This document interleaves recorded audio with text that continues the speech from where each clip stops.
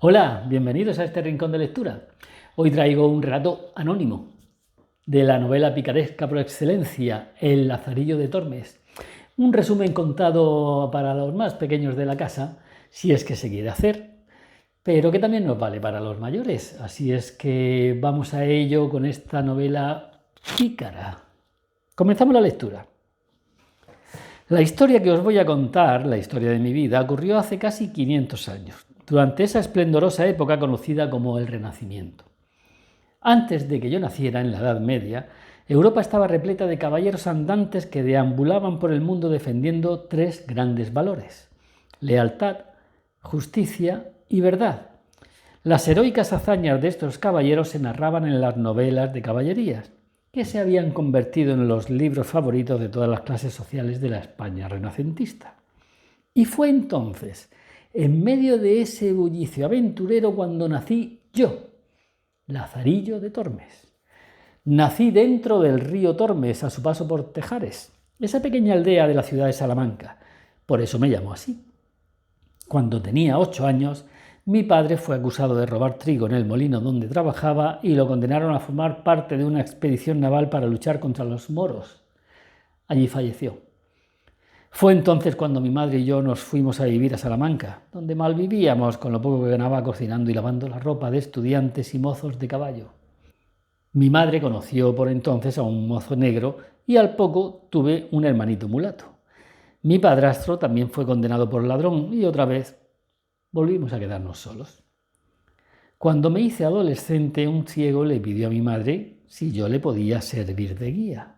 Y ella, sin dudarlo, aceptó la propuesta porque pensó que yo viviría mejor con el ciego que con ella. Como os podéis imaginar, yo no fui ni un héroe ni un caballero andante de esas hermosas novelas de caballerías, sino todo lo contrario. Intenté mejorar mi condición social valiéndome unas veces de la astucia y otras del engaño y la estafa. No respeté mucho esos tres valores de los héroes de entonces: lealtad, justicia y verdad. Y por tanto me convertí en un pícaro, un verdadero antihéroe. He aquí la historia de mi vida, una vida repleta de adversidades y de alguna que otra fortuna.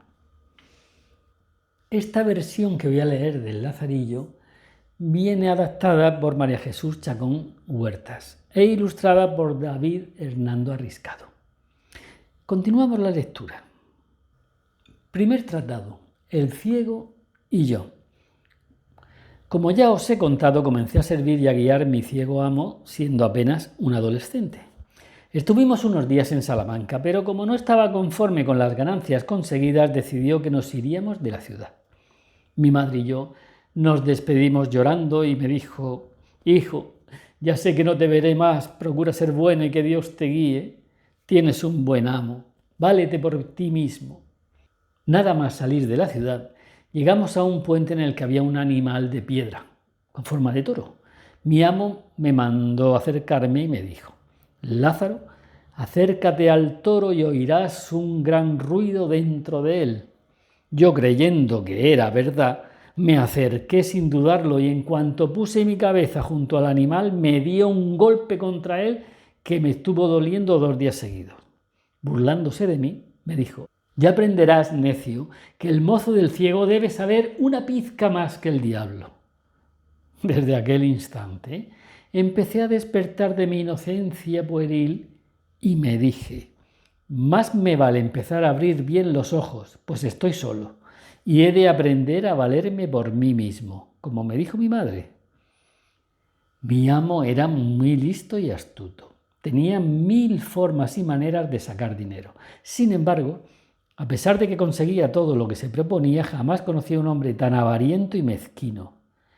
Tanto que no comía ni la mitad de lo necesario y me hacía pasar muchísima hambre.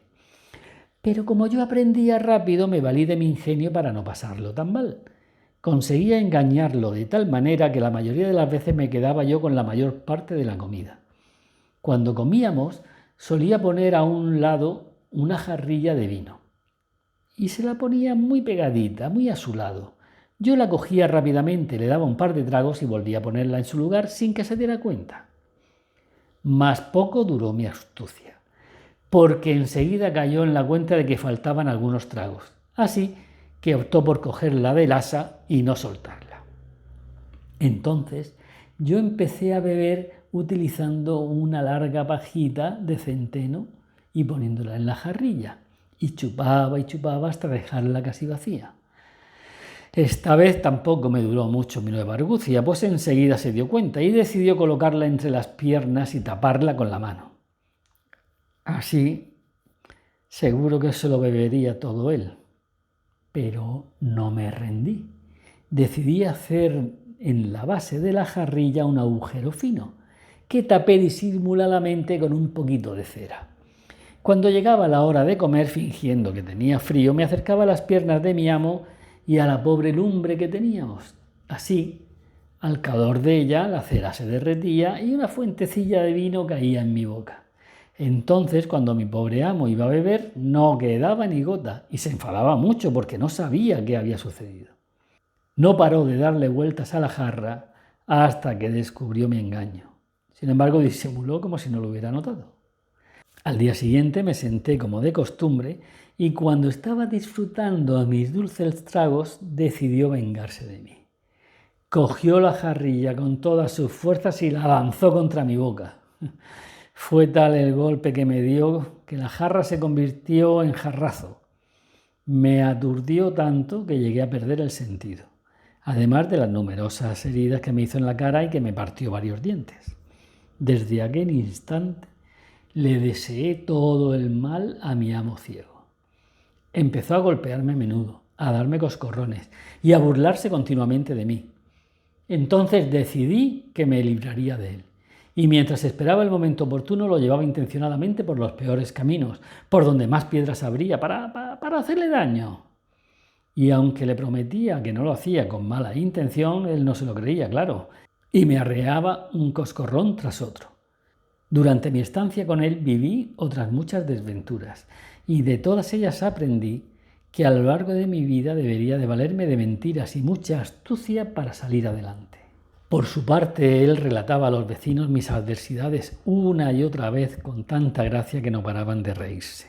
Finalmente, llegada la hora de deshacerme de él, decidí vengarme incitándole a darse un golpe contra una columna. Cabezazo que se dio, mi buen amo, fue tan fuerte que cayó para atrás desvanecido, medio muerto y con la cabeza abierta. Y así lo dejé, allí tirado y rodeado de gente que acudió a socorrerlo. Nunca más supe de él.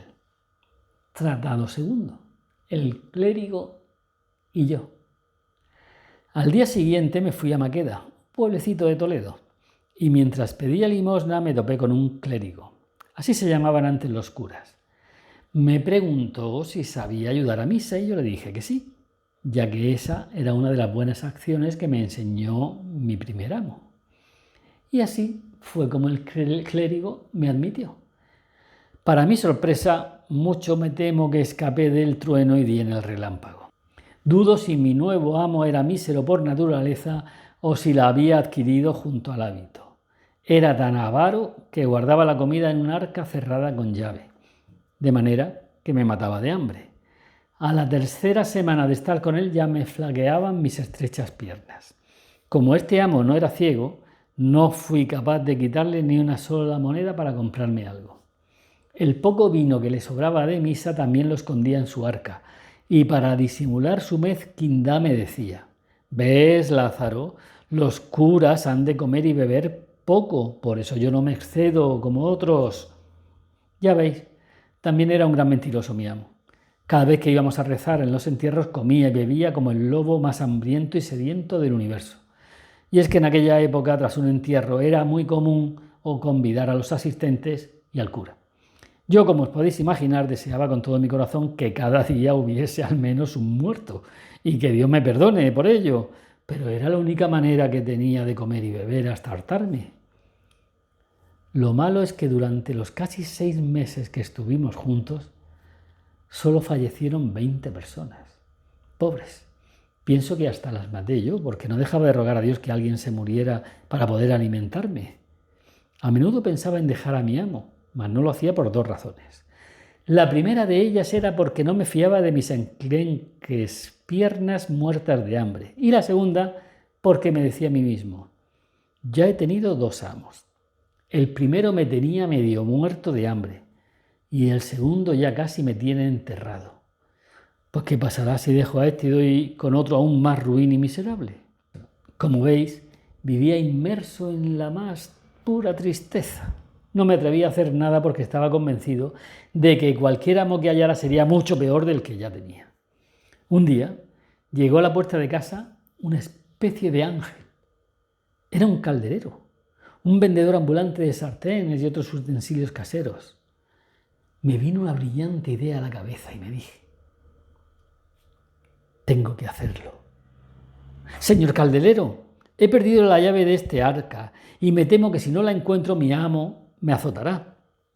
¿Puede mirar si tiene alguna entre las suyas y se la pagaré? Comenzó a probar el angélico calderero una tras otra hasta que mis desorbitados ojos vieron cómo se abría tan preciosa arca.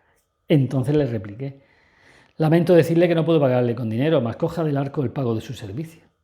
Cogió un pan de aquellos, me dio la llave y se fue muy contento. Yo por mi parte me quedé más contento que él. Empecé a barrer la casa con alegría, soñaba con aquella llave y ya tenía mi desgraciada vida solucionada. Ingenuo de mí. Mi dicha me duró solo 3 días. Mi amo abrió el arca y contó y recontó los panes. Cayó en la cuenta de que faltaba alguno y entonces me amenazó. ¿Pero cómo puede ser? Aquí falta algún panecillo. De ahora en adelante voy a tenerlos bien contados y ya sabes, pequeño Lázaro, nos quedan 9 panes y un pedazo. Con lo que me dijo, se me empezó a revolver el estómago, imaginando el hambre que iba a pasar a partir de entonces. Para consolarme, abrí el arca y empecé a observar los preciados panecillos. Los conté una y otra vez, por si se había equivocado, pero no. Solo me atreví a partir un trocito del que había empezado, y con aquella migaja pasé el resto del día, no tan alegre como el anterior. Mas como el arca era vieja y grande y estaba rota por algunas partes, pensé, ya lo tengo. Por las noches podré picotear algo. Aunque los agujeros son pequeños, mi amo pensará que son los ratones los que entran y desmigajan el pan. Y así lo hice. Y así conseguí engañar a mi amo, aunque solo durante algunos días. Cuando descubrió que habían desaparecido pan, decidió tapar los agujeros del arca para evitar que entraran los ratones. Metió trampas para pillarlos, pero nada, ni aún así logró atrapar a ningún ratoncillo. Cada vez que abría el arca y veía que el pan roído y el queso comido, pero no veía ningún ratón en la trampa, se maldecía y le preguntaba atónito a sus vecinos cómo era posible que el ratón sacara el queso de la trampa, cerrara la trampilla y no cayera en ella. Y uno de ellos le contestó, si mal no recuerdo, en vuestra casa andaba una culebra, seguro que es ella, y como es tan larga es imposible que quede atrapada en la trampilla. Desde entonces el clérigo apenas dormía, pues al mínimo ruido que oía pensaba que era la culebra que estaba royendo el arca. Por lo tanto, la culebra, o sea yo, no me atrevía a levantarme en toda la noche. Aunque eso sí, durante el día mientras él salía de casa yo buscaba el momento preciso para roer el arca. Tuve miedo de que con aquellos ataques nocturnos mi amo encontrara la llave, pues la tenía bien escondida entre las pajas de mi cama. Atemorizado por ello, decidí que lo más seguro sería metérmela en la boca por la noche. Y eso hice, hasta que una noche mi buen clérigo se despertó sobresaltado porque oía un silbido, como si fuera una serpiente. Se acercó a oscuras hasta donde estaba yo durmiendo porque la oía cerca de mí. Escuchó atentamente hasta que vio que aquel sonido provenía de mi boca. Y claro, descubrió mi treta. Vio la llave del arca en mi boca. No dudó ni un momento en arrearme un brutal garrotazo. El golpe fue tan fuerte que me dejó descalabrado y sin sentido durante 3 días. Cuando desperté, asustado, me dijo irónicamente, ¿sabes, Lázaro? No hay de qué preocuparse más, pues ya he cazado a los ratones y a la culebra que nos robaban el arca. Los vecinos me curaron el garrotazo y me dieron de comer y así poco a poco fui mejorando. A los 15 días de mi triste desventura conseguí levantarme y al día siguiente mi cruel amo me echó de su casa diciendo, Lázaro, a partir de hoy ya no eres mío sino tuyo. Ve con Dios y busca un nuevo amo, pues yo no quiero un criado tan listo y audaz como tú. Y así fue como salí de allí. Tratado tercero, el escudero y yo. Saqué fuerzas de donde pude y con la ayuda de la buena gente llegué a la hermosa ciudad de Toledo. Es verdad que mientras estaba enfermo siempre conseguía alguna limosna que otro, pero en cuanto me recuperé la gente no me daba ni los buenos días.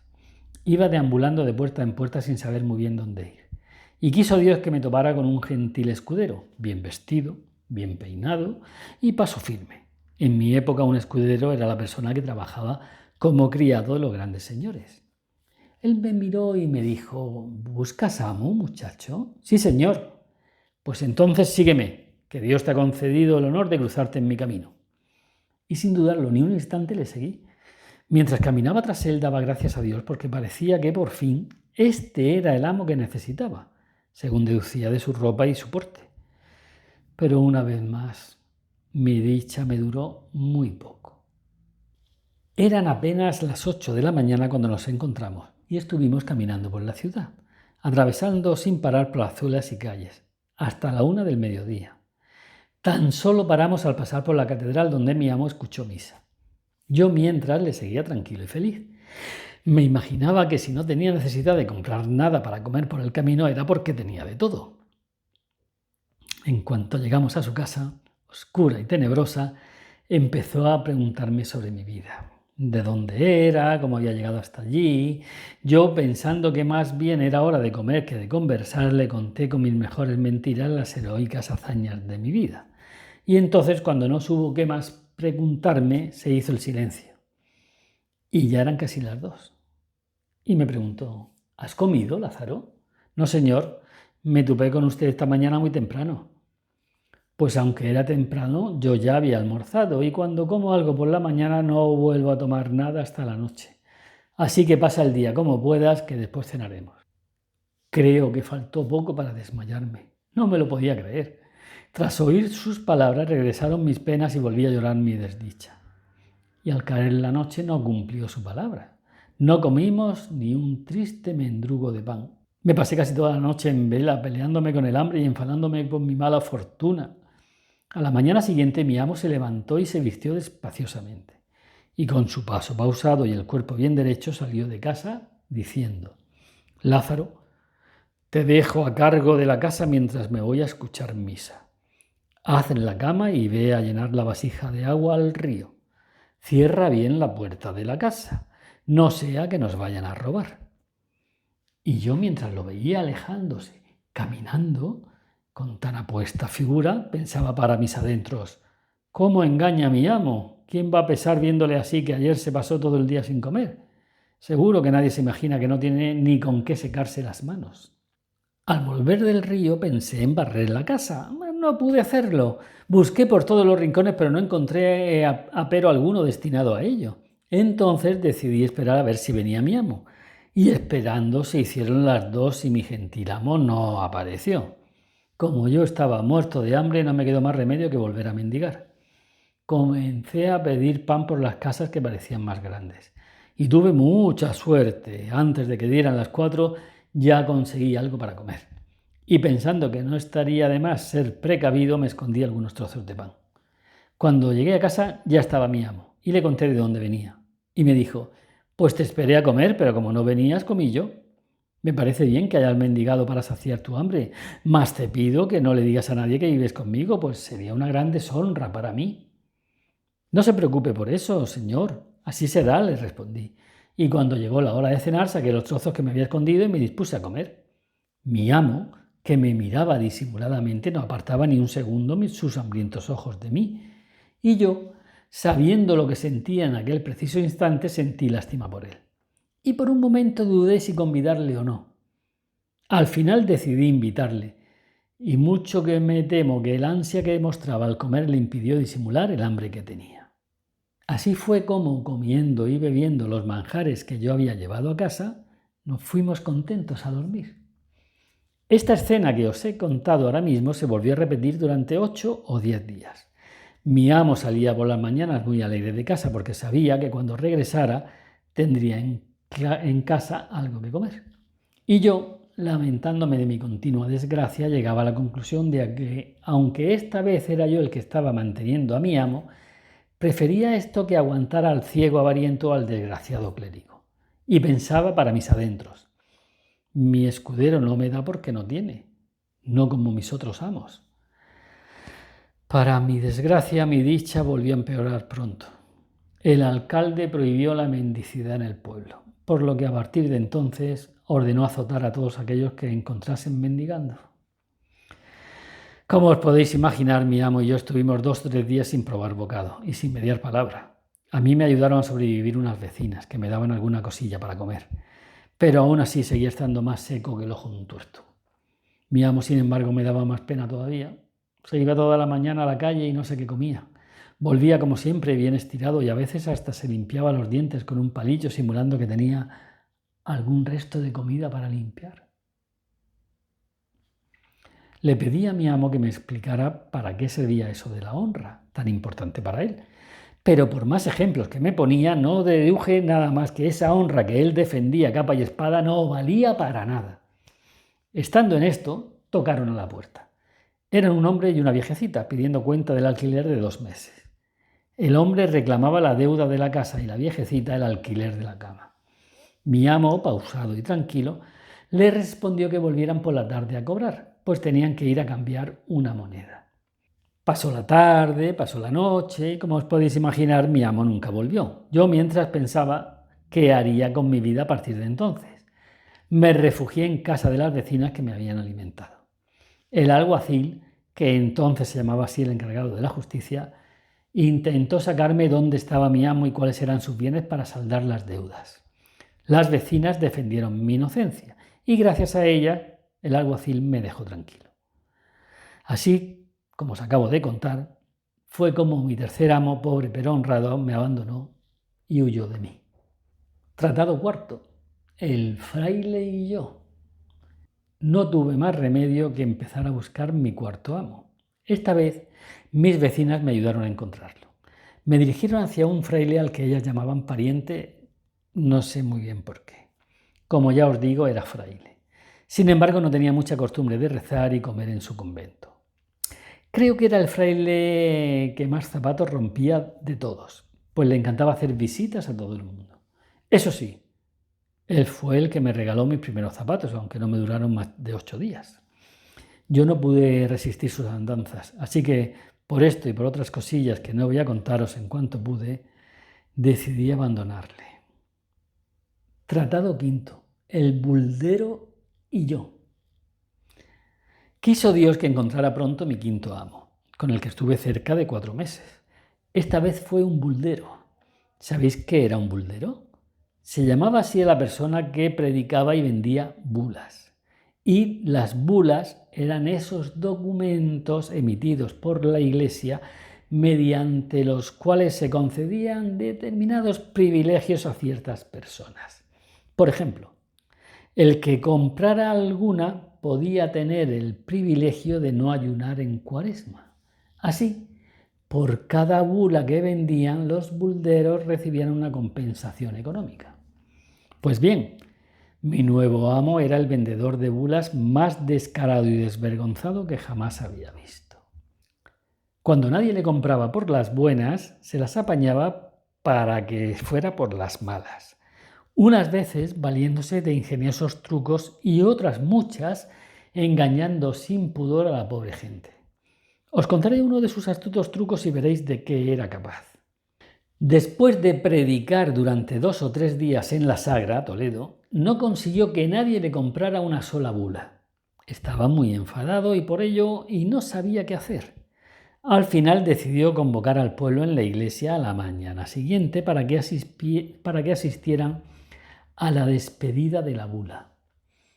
Esa noche, tras la cena en la posada, se pusieron a reñir e insultarse mi amo y el alguacil del pueblo. El alguacil llamó embustero a mi amo y mi amo llamó ladrón al alguacil. Subieron tanto el tono de voz que empezaron a acudir los vecinos y se metieron en medio para tratar de apaciguar tan terrible disputa. La gente del pueblo, viendo que no había manera de tranquilizarlos, no tuvo más remedio que echar al alguacil de la posada.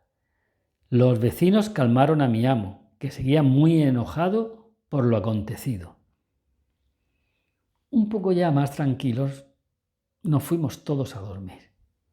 Y a la mañana siguiente, según lo previsto, repicaron las campanas y el pueblo acudió a despedir la bula. Conforme iban llegando a la iglesia, la gente no paraba de murmurar que si las bulas eran falsas, que si la noche anterior mi amo y el alguacil habían reñido por eso, que si menuda trifulca habían armado.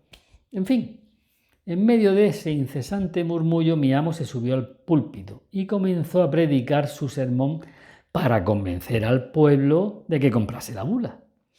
Estando en lo mejor del sermón, entró el alguacil y con voz alta y pausada empezó a desmentir todos y cada uno de los privilegios que estaba pregonando el impostor de mi amo. Pretendiendo convencer a los allí presentes de que mi amo era un mentiroso, algunos hombres intentaron echarlo de la iglesia. Mas mi amo, tan vivaz como siempre, logró convencerlos para que lo dejasen decir todo lo que quisiese. Así, cuando el alguacil cayó, el buldero, poniéndose de rodillas en el púlpito y con las manos juntas, mirando al cielo, exclamó: «Dios mío, tú que todo lo conoces, sabes cómo me ha ofendido injustamente este hombre. No lo tengas en cuenta, pues no sabe lo que hace ni lo que dice. Por lo que a mí respecta, yo lo perdono. Te suplico, Señor, que nos muestres un milagro. Si fuera verdad lo que él pregona, haz que me hunda yo con mi púlpito, y si es verdad lo que yo digo, castígale a él». Apenas había acabado su oración mi amo cuando resonó un estrepitoso ruido en la iglesia. Asustados por el mismo, vimos al alguacil tirado en el suelo, pues se había desmayado. La gente empezó a vociferar sin control, asustados y asombrados por lo acontecido. Unos decían que se lo merecía, otros, sin embargo, se apiadaban de él y algunos otros intentaban ayudarle. Mientras tanto, mi amo seguía con las manos y los ojos mirando hacia el cielo, contemplando absorto el escenario. En ese instante se acercaron a mi amo unos buenos hombres. Le suplicaron que fuera a socorrer al alguacil que se estaba muriendo. Le dijeron que no tuviera en cuenta sus palabras ofensivas, pues ya estaba recibiendo su merecido castigo. Y así fue como mi amo, aprovechándose de la situación, mandó pedir a todos los allí presentes por el pobre alguacil. Les dijo que suplicaran a nuestro Señor por el perdón de aquel pecador y porque le devolviera la salud. Todos se pusieron de rodillas y empezaron a rezar por el perdón y la salud del alguacil. Tras una retahíla de oraciones, mi amo puso la bula sobre su cabeza e inmediatamente el pecador del alguacil comenzó a volver en sí y a recuperarse. En cuanto se pudo levantar, le pidió perdón al buldero por todas las mentiras que había dicho. Y mi amo, por supuesto, le perdonó e hicieron las paces. Como os podéis imaginar, después de todo esto, no quedó nadie en el pueblo que no comprara la famosa bula. Es más, el suceso se divulgó tanto por los pueblos de alrededor que mi amo llegó a vender unas 1000 bulas sin ni siquiera predicar su sermón. Lo peor de todo es que descubrí que yo aún seguía siendo un tanto ingenuo. Sí, hasta a mí me engañaron mi amo y el alguacil. No descubrí que todo esto había sido una treta hasta que no los pillé riéndose burlonamente de todo lo acontecido. En fin, durante estos casi 4 meses que estuve con el buldero también pasé muchas otras fatigas, así que decidí abandonarlo. Tratado sexto. El capellán y yo. Durante esta época yo ya era mozuelo y por aquel entonces tuve 2 amos. El primero de ellos fue un maestro de pintar panderos, al que le ayudaba preparándole los colores. Con este amo también sufrí innumerables adversidades.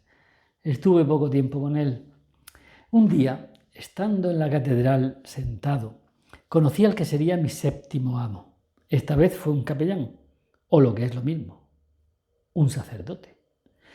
Gracias a él mis adversidades fueron desapareciendo y poco a poco nacieron mis fortunas. Para mi sorpresa, mi nuevo amo puso a mi cargo un asno, un látigo y 4 cántaros. Así, vendiendo agua por la ciudad, fue como empecé a ganarme la vida. Desde aquel momento me sentí dichoso. Parecía que por fin iba a subir ese escalón tan ansiado que me permitiría empezar a vivir una buena y honrada vida. Y gracias a Dios, así fue. Me fue tan bien en este oficio que, a pesar de que le daba a mi amo parte de lo que ganaba, conseguí ahorrar algo durante los 4 años que estuve con él. Logré vestirme muy honradamente, aunque fuera ropa usada. Me llegué a comprar hasta una capa y una espada antigua. Cuando me vi así vestido, como un hombre de bien, le dije a mi amo que se quedara con su asno, que yo me iba. Tratado séptimo. El alguacil y yo. Al despedirme del capellán entré a servir a un alguacil como ayudante. Una noche, unos delincuentes nos lanzaron piedras y palos a mi amo y a mí. Mi amo fue malherido, pero a mí, gracias a Dios, no me alcanzaron. Viví muy poco con este amo, ya que consideraba que este oficio era muy peligroso, pues tuvimos muchos altercados del mismo carácter. Después de todos ellos y de comprobar que no me iba nada bien, decidí dejarlo. Pensando en qué trabajar para ganar algo de dinero para la vejez, me puso Dios por el buen camino. Tuve la suerte de conseguir el trabajo de pregonero. Yo, Lázaro de Tormes, era el encargado de leer en voz alta al pueblo los pregones municipales y de comunicar lo que el alcalde quería que se supiese. Se me daba bastante bien este oficio y así, durante esa época, conocí a un arcipreste, que era un sacerdote que dirigía varias parroquias en la misma zona. Este arcipreste, conociendo mi buena vida y que tenía un trabajo decente, me propuso casarme con una criada suya. Y yo acepté su gentil propuesta. Me casé con ella y hasta ahora no me arrepiento. Aunque las malas lenguas, ya sabéis, esas que siempre han existido y existirán, decían que muchas veces mi mujer iba a sus casas a hacerle la cama y a prepararle la comida. Todos esos comentarios perturbaron durante un tiempo a mi esposa, mas el arcipreste y yo enseguida nos encargamos de reconfortarla. Conseguimos tranquilizarla hasta que dejó de llorar, y yo le juré que nunca más le nombraría nada de aquello, pues no dudaba de su profunda honradez. Así pues, quedamos los tres muy conformes. Afortunadamente, he de deciros que hasta el día de hoy vivo bien. Y ya por fin desaparecieron mis inseparables adversidades y aparecieron mis ansiadas fortunas. Y aquí concluye, a modo resumido, este gran libro anónimo de la novela picaresca en España. Nos vemos en la próxima entrega.